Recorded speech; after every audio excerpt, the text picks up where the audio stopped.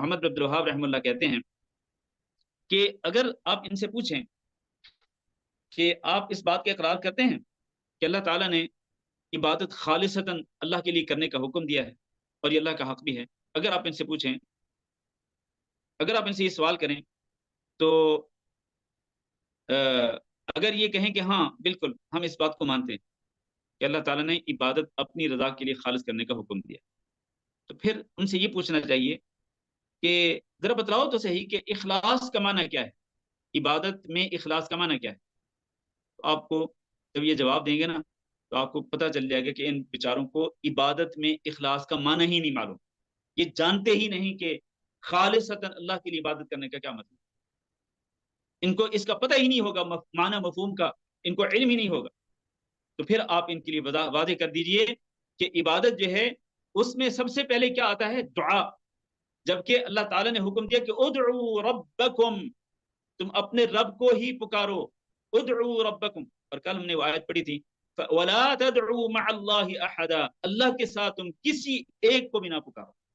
کسی نبی کو نہ پکارو، کسی ولی کو نہ پکارو، کسی بزرگ کو نہ پکارو، اور جن جن کو تم نے نام دے رکھے ہیں نا، کوئی داتا، کوئی غوث اعظم، کوئی وہ فلان اور کوئی فلان، ان کو نہ پکارو۔ اللہ نے فرمایا لا تدعوا مع اللہ احد، اللہ کے سوا کسی کو بھی نہ پکارو۔ تو ان کو بتلاؤ کہ دعا جو ہے یہ اصل عبادت، بلکہ دعا کو تو نبی صلی اللہ علیہ وسلم نے عبادت کا مرض قرار دیا ہے۔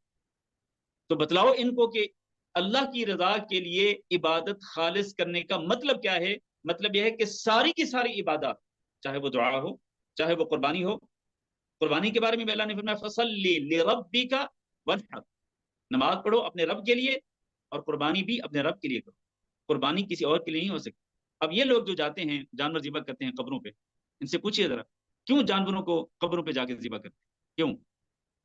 درباروں اور مزاروں پہ جا کے جانور کیوں ذبح کرتے ہیں؟ مقصد کیا ہے اصل؟ جبکہ اللہ تعالیٰ کا حکم ہے کہ اپنے رب کے لیے ہی جانور قربان کریں۔ قل ان صلاتي ونسكي ومحياي ومماتي لله رب العالمین لا شریک لہ، آپ کہہ دیجئے کہ میری نماز، میری قربانی، میرا جینا، میرا مرنا اس اللہ رب العالمین کے لیے ہے جس کا کوئی شریک نہیں۔ تو ساری کی ساری عبادات اللہ کے لیے خاص کرنی چاہیے، امیدیں بھی اللہ سے رکھیں، خوف بھی اللہ کا رکھیں اپنے دلوں کے اندر، توکل اور بھروسہ بھی صرف اللہ پہ کریں کہ اللہ ہی سب کچھ دے سکتا ہے، اللہ ہی مرادیں پوری کر سکتا ہے، اللہ ہی مشکلیں ٹال سکتا ہے، اللہ کے سوا کوئی نہیں ہے جو مرادیں پوری کرے۔ درباروں اور مزاروں سے مرادیں پوری ہوتی ہیں، حد ہو گئی۔ اللہ تعالیٰ نے تو فرمایا کہ ان تدعوہم لا يسمعوا دعاءکم، ان درباروں اور مزاروں والے جو قبروں والے جو لوگ ہیں ان کو پکارو گے نا تو یہ تمہاری پکار سنیں گے بھی نہیں۔ ولو سمعوا، اور اگر بالفرض سن بھی لیں، مستجابوا لکم، وہ تو تمہارا جواب ہی نہیں دے سکتے۔ اور قیامت کے دن کیا کریں گے؟ یہ جن کو تم جا جا کے پکارتے ہو اور درباروں اور مزاروں پہ جا کے ٹھوکریں کھاتے ہو، اللہ نے فرمایا وَيَوْمَ الْقِيَامَةِ يَكْفُرُونَ بِشِرْكِكُمْ، قیامت کے دن یہ تمہارے شرک کا انکار کرتے، تمہارے شرک کو مانیں گے ہی نہیں۔ یعنی یہ کہیں گے کہ اللہ ہم نے تو نہیں کہا تھا ان کو کہ ہماری قبروں پہ آنا اور قبروں پہ آ کے ہمیں پکارنا، یا ہماری قبروں پہ آ کے لنگر بانٹنا، یا ہماری قبروں پہ آ کے چادریں چڑھانا، یا ہماری قبروں پہ آ کے جانور ذبح کرنا، یا ہماری قبروں پہ آ کے ہمیں پکارنا، ہم نے تو نہیں کہا۔